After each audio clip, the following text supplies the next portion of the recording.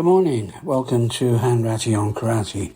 A little cold here, like minus 30, a wind chill of minus 39. So that's pretty cold. It's supposed to be going to warm up, but a little bit late this week. We just had a long weekend here for Family Day, and everyone's always grateful for a long weekend, although there's not much you can do in this kind of weather, except sit in and look out the window and stay warm. Anyway, I was just looking on the social media sites that I'm into, and I was looking at some posts from a Liverpool guy, very famous, Alfie Lewis, famous martial artist, not karate, never has been karate, but several times world champion, and a really nice person. Like, we've chatted on and off through social media. I think I met him once in Liverpool, and we had a good chat then. But the first time I came across anything that wasn't karate, as a martial art, that is, was in the early 70s. I think I was probably around about a brown belt at the time, so it would have been about 73, 74, something like that. So I was quite slow going through my grades. I never passed any one of them first time. I started karate at 25, which is a little older than a lot of people around then. So 1970, I was 25 when I started karate. I went to this competition, and it was in Wythenshawe, which is up near Manchester, and it was Billy Higgins that was hosting it. Now, Billy hosted an open tournament, which was really good in those days. It meant anybody could go, any styles. And I'd never really seen any other style of karate apart from Shotokan. That's all I was interested in. It was kind of everything I focused on. I couldn't get enough of it. I trained almost every day, and sometimes twice a day. So I was really hooked on it. So when I got to Wythenshawe, I was quite surprised to see these different styles. One style that really got me was a kung fu group called the Lao Club. I think it was called the Lao Club, L-A-U.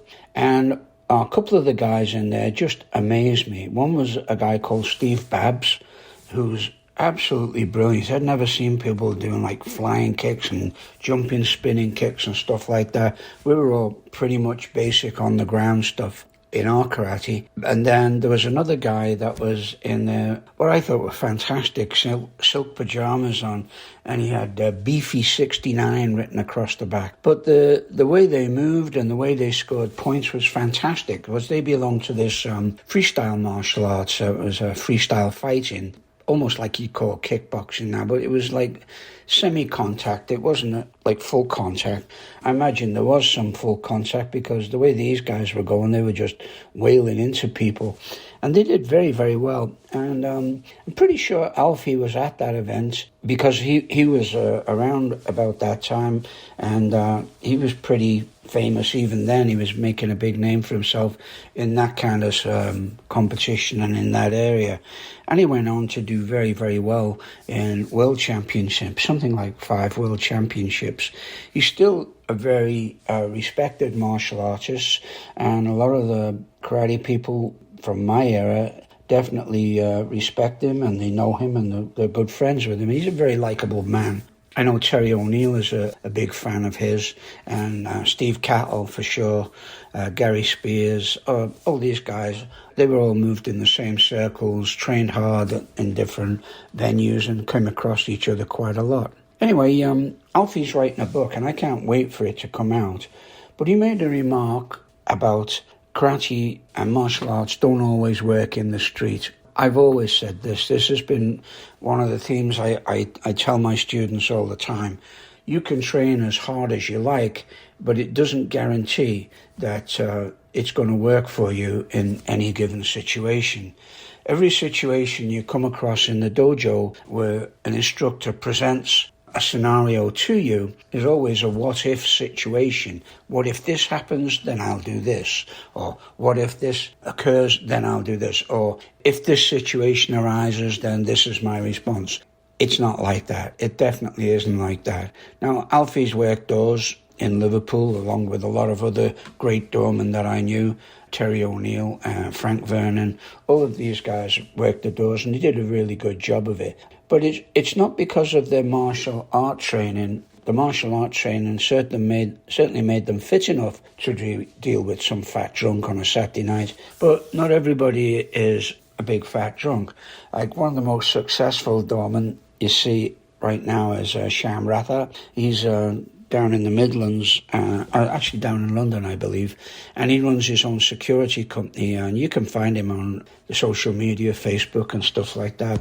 A real nice man, but extremely competent in karate and in looking after himself on the street and looking after others, and that's what he does, and that's what I admire. He looks after others. But back to the statement that being good at martial arts isn't going to get you out of a situation in the street. This is absolutely true. So I'll give you a little bit of background. When I lived in Liverpool, before I moved to Canada, I had taxi cabs, that's black taxi cabs. Now, I had a number of these cabs. It wasn't so much the cabs that were worth the money, it was the plate on the back or the license that you got from the city to run your cabs. So I'd built up a few cabs, and it was quite a successful business. I managed to pay off my house and everything else in England. I lived in Halewood at the time, and yes, I did go to the Halewood Karate Club and train with, Chris Thompson and all those guys, Pete Church. Went there quite regularly on a Sunday after I'd been down the Triangle teaching the kids. I'd pop over and do the 1 o'clock at Bridget Forum. But I believe that's closed down now. Sad, because I remember it being built. That's how old I am. Anyway, going back to driving cabs, I used to drive a cab on the my driver's night off. So people driving in the daytime, they'd change over to the night shift. You just wanted to keep your cabs running to, make your business profitable and keep it going, and also you're keeping people in jobs. So on their nights off, I'd take the cab out myself, make some money for myself. Now, cab driving in Liverpool was an extremely dangerous occupation, and when Maggie Thatcher come in and wrecked the economy, Liverpool suffered horrendously with unemployment. And so whenever you get unemployment rising, you also get a corresponding rise in crime. People get desperate. You get a corresponding rise in drunks and assaults, and just everything rises along with when the standard of living goes down, the crime rate goes up. This is a fact. It's a hard fact, but people struggle to survive. So we weren't always looked upon as a mode of transportation. Some people, a lot of scallywags, would look on you more as a means of making money. Now, I had a couple of drivers that were seriously injured. One old guy, Alfred, was hit over the head with a big gate post, like a 4x4 piece of wood, and he had a fractured skull. So it wasn't always a safest job.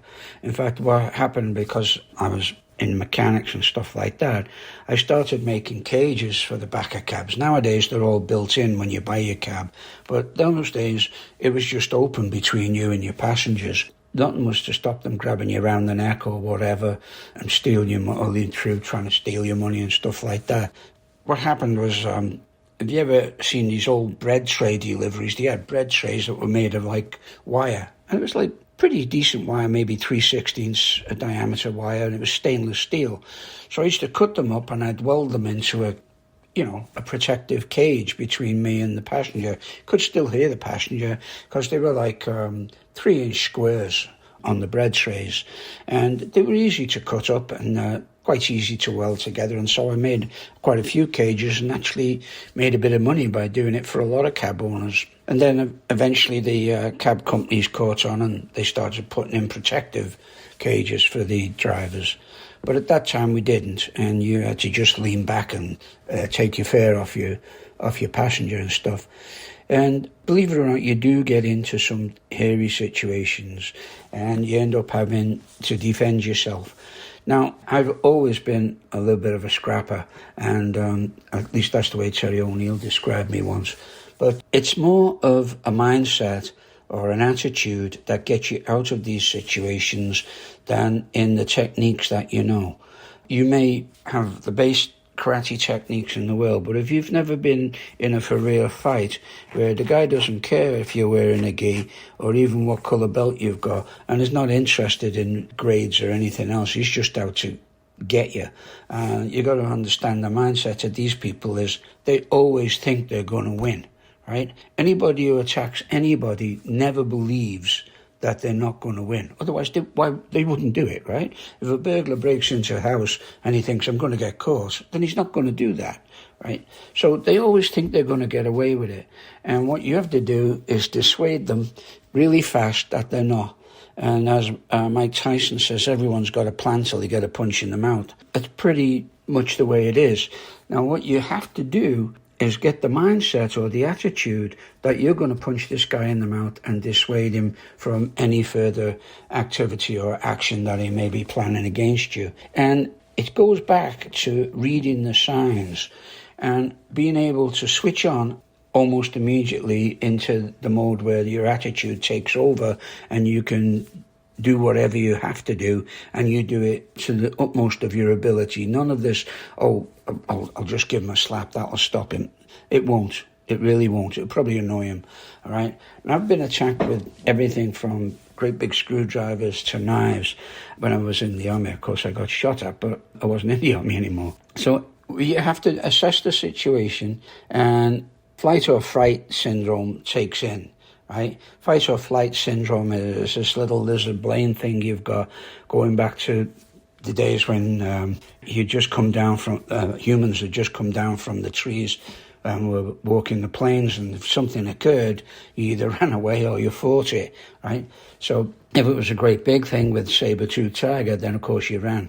But often or not, flight isn't an option, and especially if you've got your vehicle there, with all your earnings in it and maybe, another passenger or people around that you feel a little bit responsible for. But you have to switch on straight away and take the initiative. And I would say 80% of the time that you get into trouble, your first punch or your first technique, it might not always be a punch, your first technique is going to sort the situation out. Because I say, you want to try and dissuade them. And if your first punch or your first technique is effective enough, then they're going to get a shock to the system and they're going to be like, oh, wait a minute, maybe this isn't a good idea. But having one punch isn't going to be enough. I see so many people, they throw one punch and then they look for the reaction or the guy to back down. And it doesn't always happen. You have to go in all guns blazing.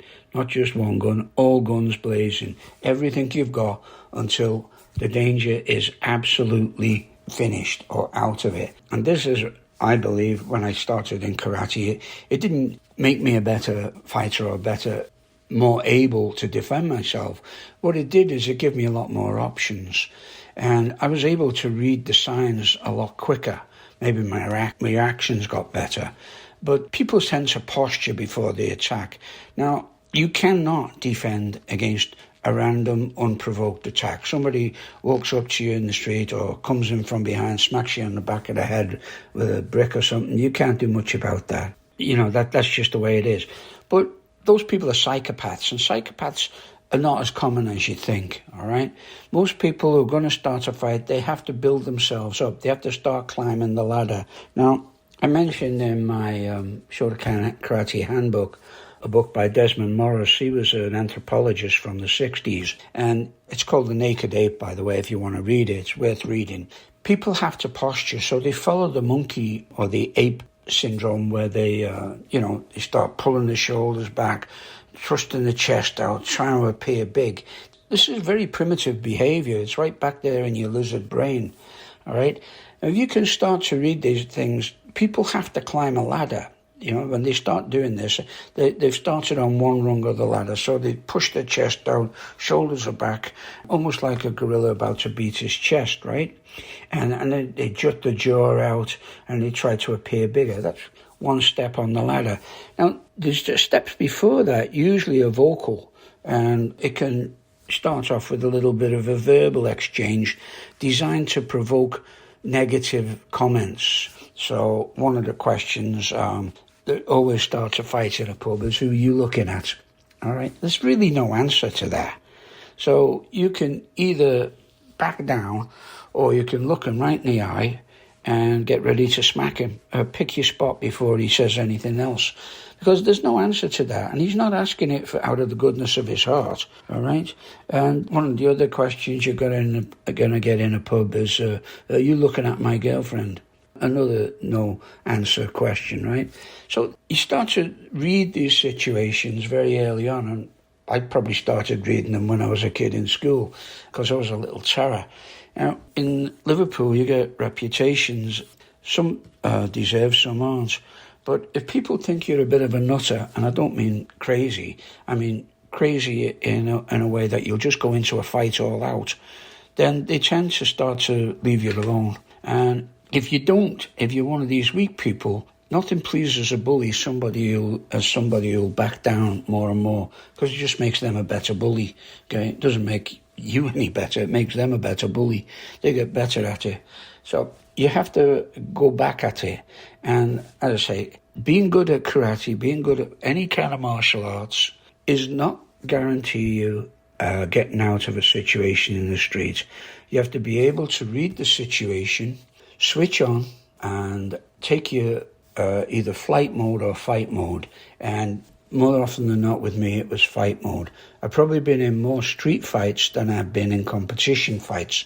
And the competition fights, well, it didn't get my adrenaline going the way that a street fight did. Now, the thing about adrenaline, it's a drug that your adrenal gland gives out to protect your body. Heightens your senses, but it also restricts your fine motor skills.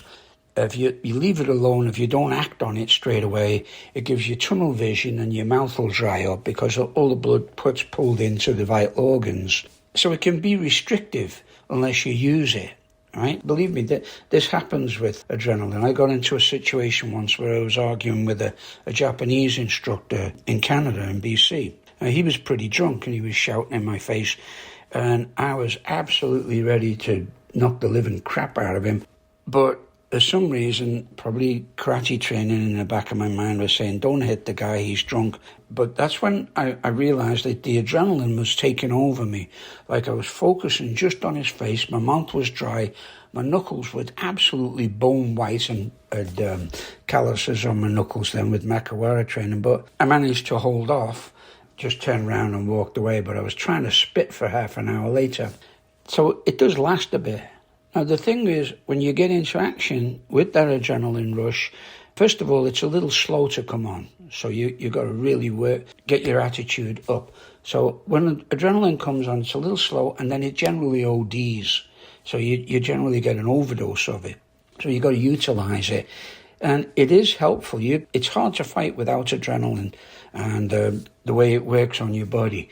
But once you get going on it, and you get going, it might be kind of hard to pull out of the situation then. The other thing is it tends to last. So you find yourself in a situation where you might be punching the snot out of this guy or just dissuading him from trying to rob you.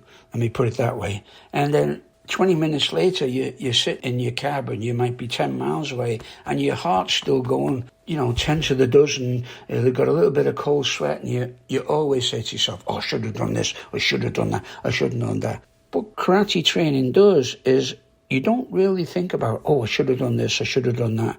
You've probably done it, right? You might not remember it, but you've probably done what you intended to do. In any case, you will have done enough to get you out of that situation without, hopefully without getting harmed. Now, as I say, I've been attacked with screwdrivers, knives and stuff. In fact, just before I came to Canada, I was driving a couple of people down to the Irish ferry in Liverpool. They wanted to make the ferry. This was pretty early in the morning, I think on a Monday morning. And I wanted to get down, I get back and go back to the club for training at 10 o'clock. It's about 9 o'clock in the morning.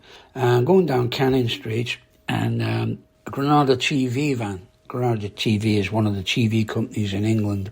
Does a U-turn, pulls right in front of the cab. I almost hit him, right? So I bang on the horn. The guy gets out and he's effing and blinding. Oh, you guys think you're on the road and all this stuff. And I thought, oh, come on, mate, out the way. I want to get out of here. And then he's banging on the hood of the cab. So I gets out and he pulled a screwdriver out. I mean, it was a big screwdriver, a long screwdriver. And I didn't even think. I went in hard, blocked the screwdriver. I think I might have butted him or I might have elbowed him. As I say, you don't know. But I grabbed him and I rushed him towards his van. He had the door open and I threw him in. I slammed the door, and as I turned and slammed the door, he slashed at me with the screwdriver and it broke the window. Now, a couple of days later, I'm sitting at a cab stand by Lime Street, and a bobby comes up and he goes, can you come with me up the hill? Copper's Hill had a police station at the top. I said, sure. So I went up there, and they go, we got 2 witnesses said you threw this van driver into his van and broke his window. And I said, no, I don't think I did. Now, I didn't have any witnesses because the people that were in the cab, I put them on the Irish boat and they were in Ireland. So anyway, it ended up in court, and I explained to the guy, like, I've been a mechanic for years. I don't care how hard you slam a car door, unless the window is faulty or broken, there's no seal. It's really hard to break a car window by slamming a door. I said, this guy swung at me with the screwdriver. Anyway, I got a £25 fine for criminal damage, which was nothing, but really made me a little bit wary because I didn't think I was going to get into Canada with having a conviction. But when I was talking to the consul, he just laughed at it, and it was fine. But it just goes to show you, in times of stress like that, you don't really know what's happening. Like, if I'd have got hold of that screwdriver from him, I don't know what I would have done. So, you gotta look on it that way. But if people come to bring a weapon to a fight, then they got to take the chances that weapon might be turned against them. All right, so there's that as well. So I never did try to take the weapon from him. I just made sure that I didn't get hit with it, and blitzed him with whatever I had. So going back to my mate Alf Lewis, he's of the same opinion. It's not going to guarantee you. He'd work doors, and everybody who's worked doors and is in martial arts and karate knows that it's no guarantee. There's some nutters out there, and they won't wait for you to, bring yourself up to speed. You've got to learn how to switch on straight away. So it's not what you know, it's how quickly you can utilize what you know. And you have to perceive the threat. It's not enough to see the threat, because then that delays the action. You have to perceive it and move on it immediately. And it's hard to do that in training. It's very hard. One of the ways I think might have worked, and I didn't follow this up enough, but we had a seminar on Vancouver Island, quite a few years ago now, and we brought in this police guy, and this guy had been teaching police method of negating a knife attack. And the method that they used was quite interesting, I thought, although it didn't really work on me, and it has to work. You have to be a certain kind of individual that it's going to work on. But what he did was he was into hypnotizing people, and then he'd give them the scenario. Well, first of all, he'd teach them his method of defense against a knife. And then he'd hypnotize them, give them the scenario in their minds that they were being attacked by somebody with a real knife, and following through and using his method and seeing that it worked. I'm not a good hypnosis subject, so it didn't really work on me, but some people thought it was very good, and they felt really realistic and, felt like they were absolutely threatened in that circumstance because they'd been hypnotized into thinking that they were actually being attacked with a knife. I don't honestly know if it worked, because it seemed like every time this person who was hypnotized got attacked, all he had to do was use this. And so the suggestion that the instructor was putting into his mind was this is always going to work. So it was kind of a self-fulfilling prophecy kind of thing. Anyway, it was just an interesting thought. I often thought that it could maybe work it like that. You can't. If you go into there's a lot of these seminars around the States where they teach this, and they give you these big padded suits, red man suits and all that, and you can try and make a situation realistic.